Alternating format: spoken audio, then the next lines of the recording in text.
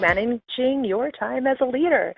It's funny we talk about time management, and some of us have skills in that region, and some of us need a little bit of support. One thing I hear as I go from different workplaces and even in our community workshops, that one of the biggest struggles for any worker seems to be distraction, and I would venture to say that that's true inside and outside of the workplace. So being able to manage your time means also knowing how to navigate some of those distractions that inevitably come up. It's a challenging thing. I love this photo. It really describes what we're faced with a lot of the time very, very well. We're overwhelmed. We have a lot of work. Most of us are doing more with less, and that seems to be a trend throughout all industries. Often the first thing we cut, I mentioned this the other day in a workshop, the first thing we cut is training. Isn't that funny? And yet it's probably the thing we need the most in order to help us to be most effective. So you consider all of the tasks that you do in a day, and where are you spending the most of your time? Most of us find managing our time very challenging. And like I said, I think part of that is due to the distractions that we're faced with, the interruptions, the dings, the bells, the people. The truth is, how we manage our daily tasks and workplace commitments is within our control. And some of you are rolling your eyes and saying, no, it's not. I still have to get this done, and I still have to get that done. It's true, but we will talk today about a few ways, maybe some things that you've been thinking about doing but haven't actually taken the step to do. I'm a big believer that we do receive information we get ideas or thoughts, or we hear messages from other people, and sometimes it's just having, being able to take that step forward and, not quite making our dreams come true, but being able to take the steps forward that we know we need to do in order to be better. Part of it is perhaps the tools that we're using to be more effective. Now, I don't know where I would be without my phone calendar, and even then sometimes I mess that up, but there are some really great tools that we have within our reach, and they're not a lot of money. You could even consider, grabbing a cheap notebook from the dollar store, or printing out a calendar for yourself, making lists. There's a lot of different ways that we can understand what's important for us to be doing, what's urgent, and we're going to talk about that. How do we separate our tasks and find the ones, to do the ones that are most urgent and important right away? Now, it's not just about getting things done, it's about getting the right things done. I look at my husband, he's like, oh, I had to clean my desk at work. And I thought, oh my gosh, I can only imagine what it looks like. Not that I'm some, dreamy, organized person, but just because we have a lot going on our desks, or even on our desktop and our computers, doesn't mean we're getting the right things done. Oftentimes those, the amount of busyness around us is actually hindering our effectiveness. And the truth is, we don't make time. Time is finite, right? It's what we do to be able to manage our tasks and to fit into the time. And it's about managing ourselves, right? Being busy is not the same thing as being productive. I tell them this all the time, you guys. And we even see that in our family lives. For those of us with children, we're running here and there, and I just even think about my own evening last night. I was working, then I had an after-work meeting with regards to work, but then I also had to teach a yoga class, but then I had a son at volleyball, and then he also had to get to Stonewall to sing. He sings in a choir, in a community choir, and I just looked at our day and I went, how did this happen? Being busy is not the same as being productive. So also keeping in mind, especially those of you in leadership positions, of having the right people in the right places and finding the strengths of the people around you and aligning their tasks to match their strengths, so that we're not always, bogged down with the busyness, that we're actually putting the right people in the right spots. Part of this, the annoying thing, is that we need to take time to manage time. It's an effort, let's face it. But the outcome is so much better if we just take that few minutes. I even think about, some of those other daily things that we need to do, right? If we don't brush our teeth, guess what? We're going to have rotten face and then end up at the dentist, which is going to take more time. So some of those simple things are, going for a walk, whatever it is, those personal things that we do in order to take care of ourselves. Many of you have heard, that we need to put our own oxygen mask on first in order to help others. And the same is true when managing our time. If we don't take the time to manage it and manage our task loads, then we're constantly going to be, trying to catch up. It's like having a workplace problem, okay? And we're focusing on the people that are in the problem, right? And we're like, well, it was Johnny and Susie. But really, some of those problems, and we talk about this in our managing or handling challenging situations, that oftentimes we're looking at people, and it's not the people, it's actually maybe a process problem. And the same thing is true with managing our time. We look at all of our tasks. If we're not taking the time to manage them, then there's a good chance we're never going to be able to resolve our quote-unquote time management issues, because it's not a time problem, it's a you problem. And so taking that little bit of that space to be able to organize ourselves is really, really key. We're looking at increasing our productivity, our efficiencies, and less job errors and less stress. I know for myself, as someone who is highly disorganized and working towards, adding some of these things in, and I can speak from a place of authenticity here, that it does decrease our stress. Or for example, that a task is going to take a half an hour, but you've only allotted 15 minutes, you're constantly, going to be behind.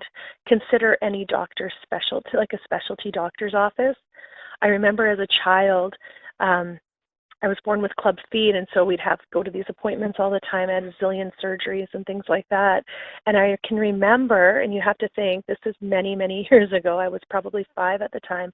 I can still remember my mom calling the office to say, well, how many hours behind? It wasn't like minutes. He would be 3 hours behind.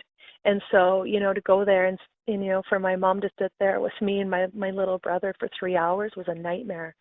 And so we know some of the things we know are going to take more time, right? But we're not actually allowing for that time. Or maybe it's not us, maybe it's our people, and we're not giving them sufficient time in order to finish the project on time, or even with the expectations that we have. So that's a whole other discussion that would be fun. I mentioned earlier about things that are important, things that are urgent. We look at this time management matrix. Things that are important or urgent, those are necessities. Those are the fires that we're putting out. Things that are important but not urgent are quality. So an example I was thinking of this morning for us today, something that's urgent and a necessity would be, an angry customer. But something that's important but maybe not urgent would be like a review for an employee. Those things are really important. They need to know how they're doing for feedback. But we don't need to stop the presses to have those kind of discussions. We stop the presses when, we have those angry customers or things like that. So taking a look and noticing what's important, and okay, we know that it's important, but is it urgent or is it non-urgent? And making sure, that, again, that we're taking that time to allow for the right amount or the right length of time that we'll need in order to overcome the challenge that's faced before us. Now we have other things, not important, blah, deception, and not important in the sense of also not urgent, which is waste. And this is, I'm not going to tell you what that is for you, but there are things that maybe we're doing, these distractions in our lives that are pulling us away from where we need to be. Now, many of you are probably thinking, yeah, like Facebook, social media. And I would say yes, but also recognizing that for some of us, that's a great tool in order to spread our message. Or for marketing and things like that. So being careful that we're not eliminating also those things that can be helpful for us. And that's, again, this is very individual or even within your department or your organization. But take a look at this. You can find this on the internet, Time Management Matrix. It's a really great activity to do if you're considering like a team meeting or something like that, and looking at how each team member is spending their time, and then even taking that in a larger sense and looking at your organization and what are those things that are urgent. Because for me, something that is urgent might not be urgent to my manager, right?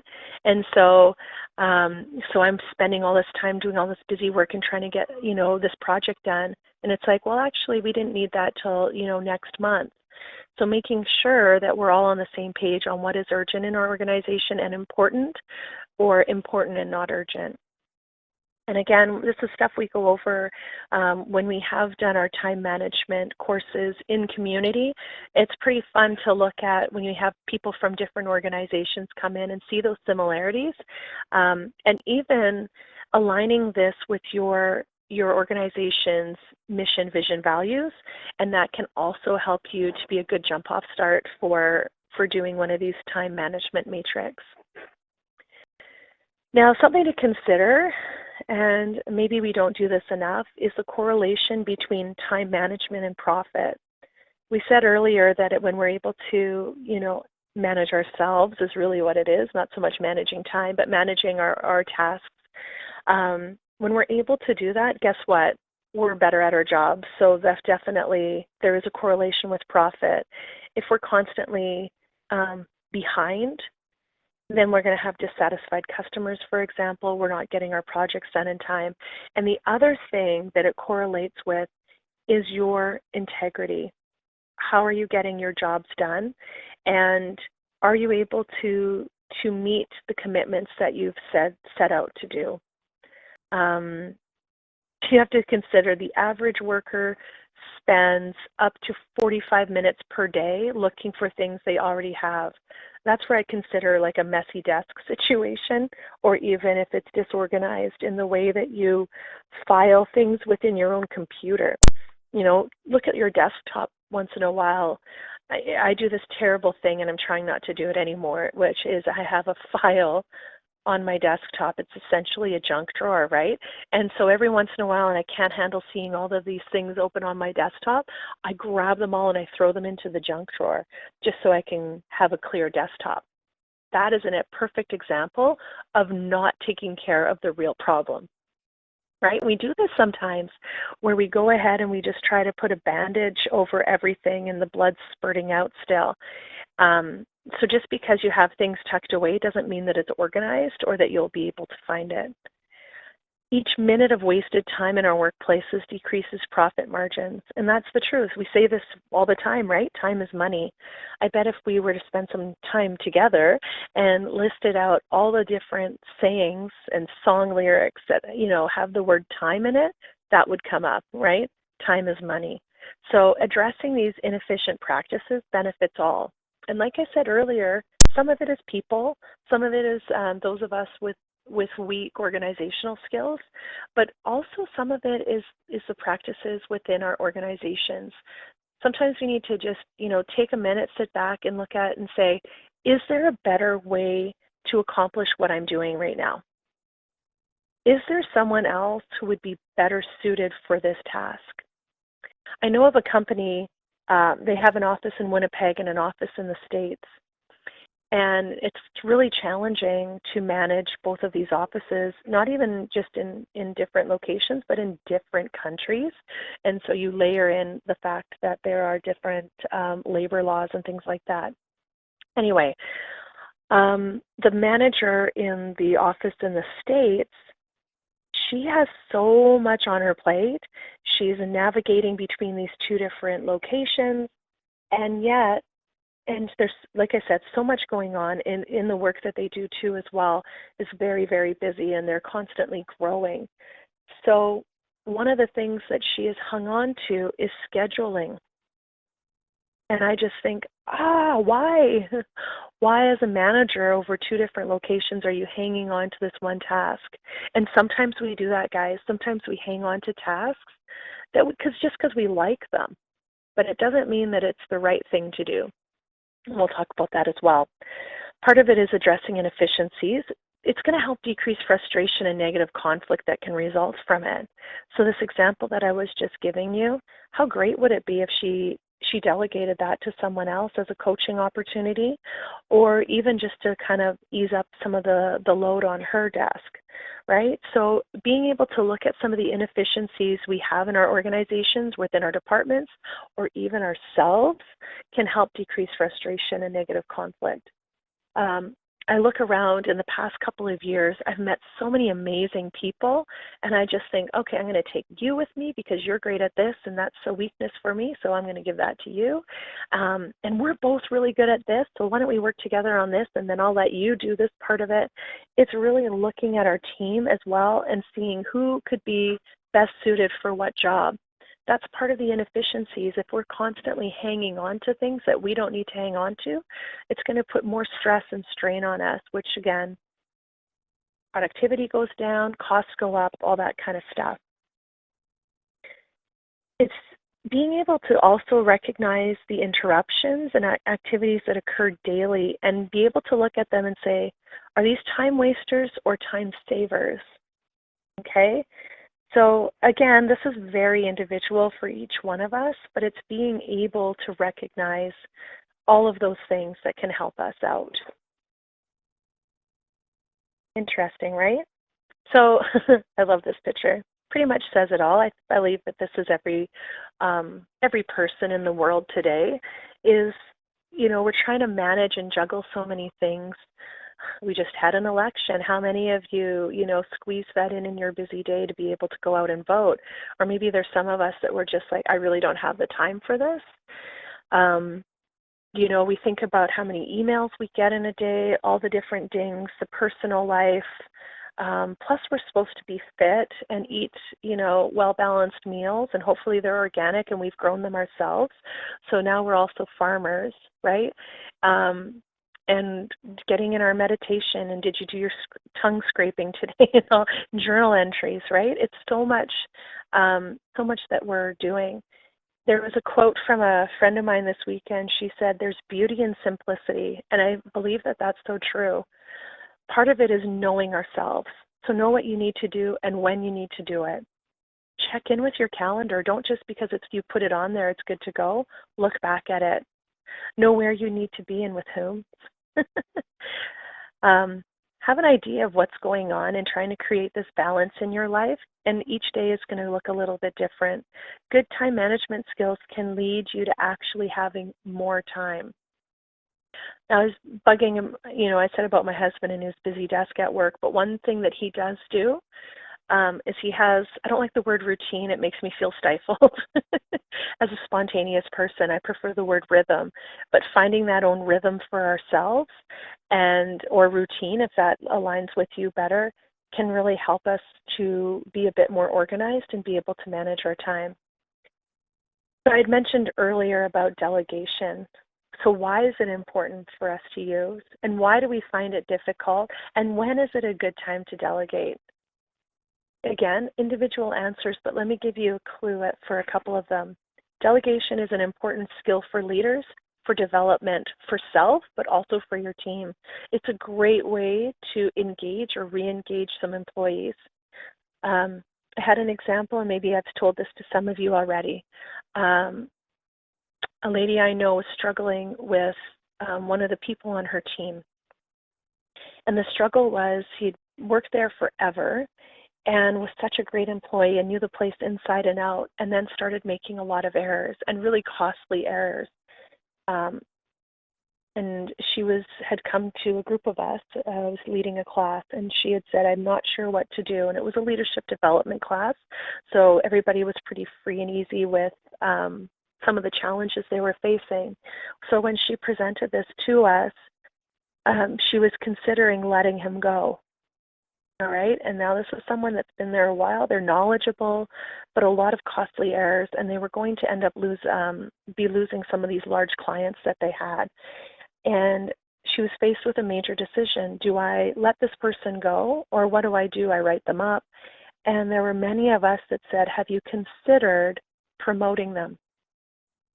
Well, no, why would I do that? They're making errors, and sometimes delegating can help re-engage people that have been there for a while. So the happy story is that she offered this person a promotion, and the rainbow and lollipop story ending was that they succeeded and things are going really, really well. Sometimes we find it difficult to delegate because we can do it better ourselves. I think of that as a parent. I'm not going to teach you how to tie your shoes because I can do it faster and we can get out the door. And again, bigger picture thinking. So we take a few minutes to manage our time. Let's take a few minutes to, and maybe it's not minutes, maybe it's weeks, maybe it's days, maybe it's a month, to coach our employees in a certain task so that it's for their development. And in the bigger picture, how much more rewarding is it for them, right? And for us, it's taking that load off. But sometimes we find it difficult to delegate, like I said, because we can do it better. We already know how to do it. And sometimes I would also like to say that it's a trust issue, that maybe we don't trust the person to do the job to the same standard or expectation that maybe we have. I would also like to argue the other side of that and say, is it possible that they're better than you at it? And why not let them take it? Hashtag scheduling lady, right? Is there someone that could be doing that work for her? I guarantee you there is. And if you were to stop and think about some of those tasks that you have, maybe there's something that you've recognized in someone else that they could actually do a better job than you, in that field. Now, some people maybe who lack humility or self-esteem would say, well, I'm not going to delegate because they're better than I am at that, and I don't want to see them succeed. To which I would say you may want to reassess why you're in leadership, right? That's one of those big girl conversations. When is it a good time to delegate? Well, I think part of it is, and this would be a great session to have with some of you, is how to delegate. When is it a good time? Well, it really depends. It depends the situation, right? So is it a good time to delegate when I have a customer standing right there and they're grumpy? No. But there are times that we could delegate. Also, finding out what our people are interested in can be helpful. In the immortal words of my former boyfriend, Kenny Rogers, he said, know when to hold them, know when to fold them. We use delegation as a valuable training opportunity for an employee. And like I said, maybe they have more knowledge or experience in the task. Maybe it's a recurring task and all employees should be prepared or trained, think cross-training. Or is the task of low priority and you have high priority tasks that require your immediate attention? I think of succession planning, right? Having the right people in the right places. What if you win the lottery and decide not to show up to work tomorrow? What's going to happen, right? So making sure we're training people and training them up. We want them to be their very best, and that's the beauty part of being a leader, is being able to recognize those strengths and weaknesses in our people and help them to get better. Knowing projects' timelines or the deadlines, okay? Is it worth the risk? Is there time to redo the job if it's not done properly? And what are the consequences if we don't complete the job on time? I like I said, I live in a lollipop and dreamland place, but there are some realities to delegating. Can we take the risk?